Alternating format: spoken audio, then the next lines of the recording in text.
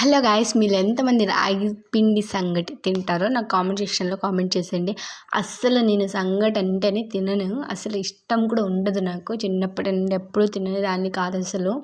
ఇంకా రేర్ అనమాట. అంటే నాకు ఇష్టమైన ఒక కర్రీస్ చేస్తే ఓకే, అప్పుడు అది కూడా కొన్ని మంత్స్కి అలా తింటాను తప్పనిచ్చి ప్రతిసారి నేనైతే లైక్ చేయను అనమాట. ఇంకో విషయం ఏంటంటే, ఈరోజు నాకు తెలియదు, ఒక వీడియో చూడడం వల్లనో లేదంటే బయట ఉండే వాతావరణం వల్లనో తెలీదు, నాకైతే సంగటి మీద క్రేవింగ్స్ ఉండే. ఇంకంటే దాని మీద తినాలి అనే ఒక మంచిగా అనిపించింది అనమాట. ఇంకైతే టేస్ట్ చేద్దామని నేనే చికెన్ తెప్పించుకొని నేనే సంగటి చేసుకొని ఫస్ట్ టైం అండి నిజంగానే చేసుకొని నాకు నేనే తింటున్నా. అంటే చికెన్ చేయడం ఫస్ట్ టైం కాదు, ఇలా నాకు నచ్చిన ఫుడ్ నేను వెంటనే చేసుకొని తినడం అయితే ఫస్ట్ టైము.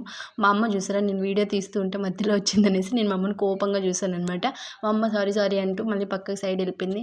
సంగటి ఎప్పుడైనా కూడా మనం లైట్గా తీసుకొని మంచిగా, అంటే చాలా లైట్ సంగటి, చాలా కర్రీ మీద అలా వేసేసుకొని పెట్టుకొని నాలుక మీద పెట్టుకొని మింగాలి, నమలకూడదు సంగటిని. ఎందుకంటే ఆ ఫ్లేవర్ తెలియదు అనమాట, ఆస్వాదించాలి. అలా ఆస్వాదిస్తేనే మనం సంగటి తిన్నట్టు అనిపిస్తుంది అనమాట.